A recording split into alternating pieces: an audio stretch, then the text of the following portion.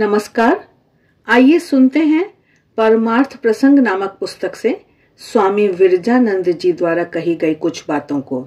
आज महाराज बता रहे हैं कि स्वामी ब्रह्मानंद जी कहते थे, दीक्षा लेकर कुछ दिन जप ध्यान करके शिष्य जब आकर मुझे कहते हैं, क्या कुछ भी तो होता नहीं, मन को किसी भी तरह वश में नहीं कर पाते, कुछ भी तो शांति या आनंद नहीं मिलता, तब मैं कुछ उत्तर ही नहीं देता हूँ, उनकी बात ही नहीं सुनता हूँ। इसके 2-3 साल बाद वे खुद ही कहने लगते हैं, इतने दिनों में अब कुछ उन्नति होती मालूम होती है, कुछ आनंद और शांति भी प्राप्त होती है। इसीलिए मैं तुम लोगों से कहता हूँ, 2-3 वर्ष तक लगातार एक सरीखे लगे रहकर अविराम साधन भजन किए जाओ, तब आनंद मिलेगा। तुम लोग करोगे तो कुछ नहीं, सस्ते में ही सिद्ध पुरुष बन जाना चाहते हो। यह पागलपन नहीं तो क्या है। आगे स्वामी विरजानंद जी बता रहे हैं कि श्री श्री माँ शारदा देवी भी अपने बालकों के अत्याचार से काफी पीड़ित होती थीं। कहती थीं, उस समय के लोग अर्थात श्री रामकृष्ण देव के समय के लोग सब कैसे भक्त थे। आजकल तो जो कोई भी आता है कहता है, ठाकुर के दर्शन करा दो, ठाकुर के दर्शन करा दो। उनके दर्शन क्यों नहीं होते? आप तो इच्छा मात्र से करा दे सकती हैं।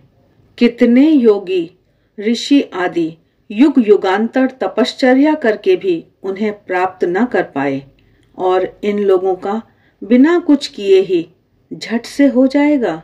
साधन नहीं, भजन नहीं, तपस्या नहीं, और अभी दिखा दो कितने जन्मों में क्या क्या करके आ रहे हैं। ये सब धीरे धीरे कटेगा तब तो होगा। इस जन्म में ना हुआ तो अगले जन्म में होगा, या और भी आगे के जन्म में होगा, पर प्रयत्न करने से कभी ना कभी तो होगा ही होगा। भगवत प्राप्ति क्या इतनी सरल है? तो भी इस बार श्री ठाकुर अर्थात श्री रामकृष्ण देव का मार्ग काफी सरल है। गृहस्थी कर ली है, साल साल लड़के लड़कियों के बाप हो रहे हैं और पूछते हैं, ठाकुर दर्शन क्यों नहीं देते। श्री श्री ठाकुर के पास स्त्रियां जाती थीं, कहती थीं, ईश्वर में मन क्यों नहीं लगता, मन भी स्थिर नहीं होता। ऐसे ही सब ठाकुर उन्हें कहते थे, अरे अभी शरीर से प्रसूति गृह की गंध नहीं गई, पहले उसे तो छूटने दो, अभी जल्दी क्या है, धीरे धीरे होगा। इस जीवन में यही दर्शन पर्सन हुआ, आगामी जन्म में होगा। स्वप्न वगैरह में शायद दर्शन हो जाए। आजकल श्री ठाकुर को इन्हीं आंखों से देखना, वे अपना देह सहित दर्शन दें, यह कितनों का होता है। यह बड़े ही भाग्योदय की बात है। आगे महाराज बता रहे हैं कि श्री श्री ठाकुर कहते थे कि मैंने तो 16 नाच नाचे हैं, तुम्हें एक नाच से ही प्राप्ति होगी। ईश्वर प्राप्ति के लिए श्री श्री ठाकुर ने जो अलौकिक तीव्र साधना की थी, उसका शतांश भी मनुष्य के लिए कर सकना असंभव है। फिर भी उन्होंने कम से कम जो एक नाच नाचने को कहा है, वह तो नाचना ही पड़ेगा। 16 नाच की तैयारी करने पर तब कहीं एक नाच बन पाता है। भगवान की ओर एक कदम बढ़ने पर वे 10 कदम आगे आ जाते हैं। बाकी तो सब वे ही कर देते हैं।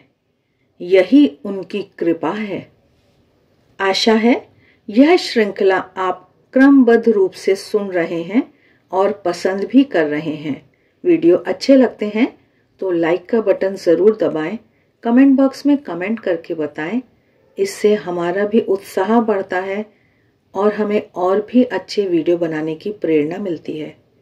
मिलते हैं फिर, तब तक के लिए आप सभी का बहुत बहुत धन्यवाद।